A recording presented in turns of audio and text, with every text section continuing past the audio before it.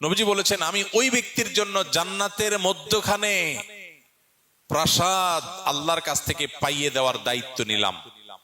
আমি গ্যারান্টি দিচ্ছি, আল্লাহর কাছ থেকে আমি তাকে জান্নাত পাইয়ে দিব। যে ব্যক্তি ঝগড়া করার উপলক্ষ তৈরি হওয়ার পরেও অন্যায়ভাবে তার উপরে জুলুম করা হচ্ছে, তারপরে সে কথা বাড়াচ্ছে না, কেন ঝগড়া বাড়বে সেজন্য সে নিজেকে নিয়ন্ত্রণ করছে। কোন শত্রু যদি সবসময় ঝগড়া বিবাদ করার জন্য উস্কানি দেয় এবং বাড়ির সামনে এসে জোরে জোরে গালিগালাজ করে, যেন মারামারি করে, এমত অবস্থায় শান্ত থাকা ও পরিস্থিতি মোকাবেলা করার উপায় কি? ভাইরা আমার, দুনিয়ার সবচেয়ে কঠিন কাজগুলোর একটা হলো মাথা ঠান্ডা রাখা। কি রাখা? মাথা ঠান্ডা রাখা, সবর করা, সংযম করা। এটা হলো দুনিয়ার সবচেয়ে কঠিন কাজগুলোর একটা। অনেক লম্বা লম্বা ওয়াজ করাও সহজ, কিন্তু জায়গা মতো সবর করা সহজ না। এই যে প্রশ্ন করেছেন, এরকম পরিস্থিতি আমাদের প্রত্যেকের জীবনে কম বেশি আসে। এমন ভাবে খোঁচাখুচি করতেছে, এমন ভাবে আপনাকে খেপায় তুলতেছে, জেদ সৃষ্টি করার চেষ্টা করতেছে যে টিকে থাকা কঠিন, মেজাজ ঠান্ডা রাখা কঠিন। কিন্তু আপনি সুচিন্তিত ভাবে আমার কি করা উচিত, চুপ থাকা যদি ভালো হয়, সে যত খেপাক আমি চুপ থাকবো। আর যদি রিয়্যাক্ট করতে হয়, যতটুকু করলে আমার জন্য কল্যাণ হবে ততটুকু, এর বেশি করবো না। এই সিদ্ধান্তটা সহজ সিদ্ধান্ত না, অনেক কঠিন সিদ্ধান্ত। এটা সবাই পারে না। দাড়ি রাখা, টুপি পরা, জুব্বা পরা, এমনকি নামাজ কালাম পড়া, এগুলো যত সহজ, সবর করা এত সহজ না। এই জন্য অনেক নামাজি কালাম মানুষে দেখবেন যে পরিস্থিতি যখন খারাপ হয়, দেখা যায় সেরা বেরা অবস্থা হয়ে গেছে, মুখ খারাপ করে গালিগালাজ করে চেতে মেতে অবস্থা খারাপ হয়ে গেছে। তো এই জন্য সংযম বা আত্মনিয়ন্ত্রণ, এটা খুব কঠিন একটা কাজ। ইসলাম আমাদেরকে বারবার এই জিনিসটা শিখিয়েছে। আমাদেরকে নিজেদেরকে কি করতে হবে? নিজেকে কন্ট্রোল করা শিখতে হবে। যেখানে যতটুকু দরকার ততটুকু ডোজ দিব, বেশি দিয়া এরপরে বলবো সরি, এটা করা উচিত না। তো এই জন্য কেউ যদি আপনাকে ঝগড়া বিবাদ করে, গায়ে পড়ে আপনাকে খেপানোর চেষ্টা করে, আপনি নিজেকে ঠান্ডা রাখবেন। আপনার জন্য একটা সান্ত্বনার হাদিস আছে, কিভাবে ঠান্ডা রাখবেন, ওই হাদিসটা কথা মনে রাখবেন। এবং মাঝে মধ্যে এই হাদিস লিখে বাসা বাড়িতে বিভিন্ন জায়গায় লাগা রাখতে পারেন, মোবাইল স্ক্রিনে, কম্পিউটার স্ক্রিনে এটা ভাসিয়ে রাখতে পারেন, যাতে করে আপনার মোটিভেশন হয়। আবু দাউদে বর্ণিত একটা হাদিস নবী করিম সাল্লাল্লাহু আলাইহি ওয়াসাল্লাম থেকে বর্ণিত হয়েছে। তিনি বলেছেন, আনা যাইমুন বিবাইতিন ফি রাবাদিল জান্নাতি লিমান তারাকাল মিরা ওয়া ইন কানা মুহিক্কা। অর্থাৎ নবীজি বলেছেন, আমি জান্নাতের মধ্যে একটি প্রাসাদ পাইয়ে দেওয়ার। জান্নাতে প্রাসাদের মালিক হওয়া মানে কিন্তু দুনিয়ার মতো কোন ফ্ল্যাট প্লট বা বাড়ির মালিক হওয়ার মতো না। দুনিয়াতে মানুষ মালিক হয় কতদিনের জন্য? আপনি একেবারে দুবাইয়ের পামজমারিতে ফ্ল্যাট কিনলেন, আপনি নিউ ইয়র্কে ফ্ল্যাট কিনলেন, অস্ট্রেলিয়া সিডনিতে ফ্ল্যাট কিনলেন, খুব সুন্দর সুন্দর জায়গায় দামি ফ্ল্যাট বাড়ি কিনলেন। কতদিন ভোগ করবেন? 50, 60, 70, 80 বছর, ঠিক না বেঠিক? মালিকানা তো এই পর্যন্তই। এরপরে মালিক হবে কে? ছেলে, বউ, অন্য কেউ। এরপর তার আপনি মালিক না, নাকি? তাহলে দুনিয়ার মালিকানা হলো 60, 70, 80 বছর বয়স পর্যন্ত। তাও তো মানুষ কিনতে কিনতে তো 40, 50 বছর হয়ে যায়। এরপরে মরার বাকি থাকে আর 10, 20 বছর। 10, 20 বছরের জন্য ফ্ল্যাটের মালিক হয়, তাতেই কি ভাবসাব। আর জান্নাতের যদি কেউ ফ্ল্যাট আর অট্টালিকার মালিক হয়, সেটা কতদিনের জন্য হবে? অনন্তকালের জন্য, যার কোনো শেষ নাই, যার কোনো সীমা নাই, কখনো শেষ হবে না। সুবহানাল্লাহ। নবীজি বলেছেন, আমি ওই ব্যক্তির জন্য জান্নাতের মধ্যখানে প্রাসাদ আল্লাহর কাছ থেকে পাইয়ে দেওয়ার দায়িত্ব নিলাম।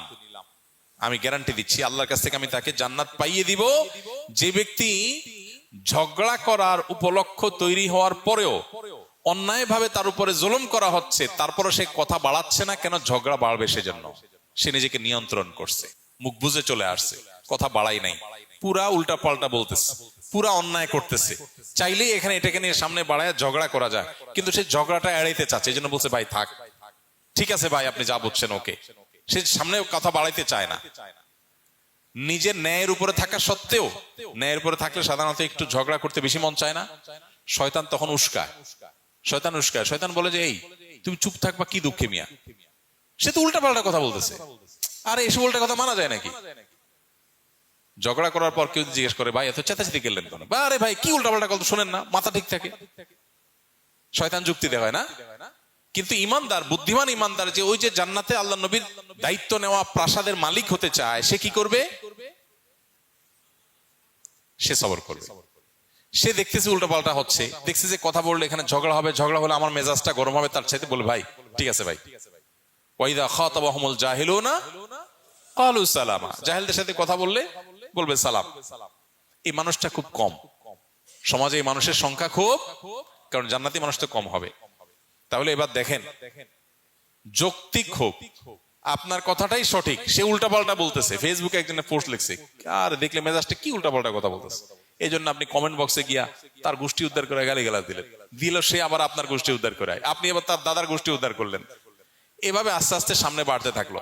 বুদ্ধিমানের কাজ সম্ভব হলে যৌক্তিক ভাবে পারলে তাকে বুঝালাম, আর যদি মনে হয় বুঝাতে গিয়ে উল্টা বরং আমারই মেজাজ গরম হবে একটু পর, তার চাইতে ভালো বলবো ভাই ঠিক আছে আপনারটা নিয়ে আপনি থাকেন, মুস্কি হাসি দিয়ে চলে আসবো। এটা হলো বুদ্ধিমান মানুষের কাজ। ওয়াইজা খাতাবাহুমুল জাহিলুনা ক্বালু সালামা, জাহেলদের সাথে কথা বলবো ভাই সালাম, সালাম ভাই সালাম, থাকো তুমি, আমি ঝগড়াতে নাই। ইমানদারে তো ফালতু সময় না বসে বসে তেনা পেছাবে। এই জন্য ভাই গ্রামে শহরে সব জায়গায়, বিশেষ করে গ্রামে তো এগুলো অনেক বেশি হয়, আইল ঠেলা ঠেলি, জমি ঠেলা ঠেলি, গন্ডগোল, ফাসাদ, মানে গায়ের উপরে এসে এসে পড়ে, তাই না? ঠিক রাখা কঠিন, কিন্তু কঠিন কাজটা করতে পারলেই জান্নাত পাওয়া যাবে। আল্লাহ আমাদেরকে তৌফিক দান করুন। তাহলে এই হাদিস আমাদের জন্য মোটিভেশন, এই হাদিস আমাদের জন্য বিশাল বড় অনুপ্রেরণা। যদি আমি হক এবং সত্যের উপরে থাকা সত্ত্বেও ঝগড়া না করি, ঝগড়া এড়ায় চলি না ভাই, কথা বাড়ায় ঝগড়া কাজটি করতে পারবো না, ঝগড়া থেকে বাঁচার চেষ্টা করি, তাহলে জান্নাতের দায়িত্ব নিয়েছেন কে? নবীজি সাল্লাল্লাহু আলাইহি সাল্লাম। তিনি বলেছেন আনা যাইমুন বিবাইতিন ফি রাবাদিল জান্নাতি লিমান তারাকাল মিরা ওয়া ইন কানা মুহিক্কা। দেখেন, সে নিশ্চিত সত্য জানে, তারপরেও সে ঝগড়া করতে চায় না, ঝগড়া এড়ায় চলতে চায়, জান্নাতে প্রাসাদ পাবে সে।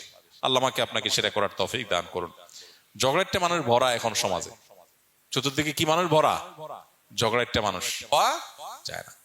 ঠান্ডা মাথার মানুষ হলে আমরা বলি ধোঁড়ার সাপ, লোকটা কোনো সোদবোধ নাই, এত কিছু করলো কিছুই বললো না। আপনারা একজনে গালিগালাজ করে উদ্ধার করে ফেলছে, জমি ঠেলছে, দুনিয়ার উল্টাপাল্টা করছে, আপনি যদি সবর করেন আপনার বউ বলবে তুমি কি পুরুষ না? বলবেন আমি জান্নাতি। আরে মহিলা কি বলো পুরুষ না? আমি জান্নাতি। জান্নাতি বলতে জান্নাতের প্রত্যাশাকারী, সেই জন্যই তো আমি চুপ থাকতেছি, নাইলে আমারও জমান আছে, আমিও পারি পাল্টা দিতে, কিন্তু আমি দিচ্ছি না। কেন দিচ্ছি না? জান্নাতের লোভে, জান্নাতের আশায়। আল্লাহ আমাদেরকে সবরের তৌফিক দান করুন। মাথা গরমওয়ালা মানুষের অভাব নাই ভাই, মাথা ঠান্ডাওয়ালা মানুষের বড় অভাব। আল্লাহ আমাকে আপনাকে সবাইকে ঠান্ডা মাথার মানুষ হওয়ার তৌফিক দান করুন। কেউ যদি টিকিট বা টিকিট ছাড়া ট্রেনে ভ্রমণ করে থাকে এবং পরবর্তীতে সে ভাড়ার টাকা পরিশোধ করতে চায়, তবে কিভাবে পরিশোধ করবে?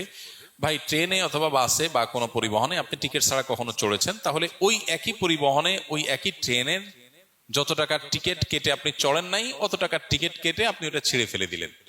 বিশেষ করে ট্রেনের স্ট্যান্ডিং টিকিট, যত টাকার টিকিটের ফাঁকি দিয়েছেন জীবনে, অত টাকার টিকিট স্ট্যান্ডিং টিকিট কিনবেন, দাঁড়ায় থাকার টিকিট, যেটা অন্যের হক নষ্ট হবে না।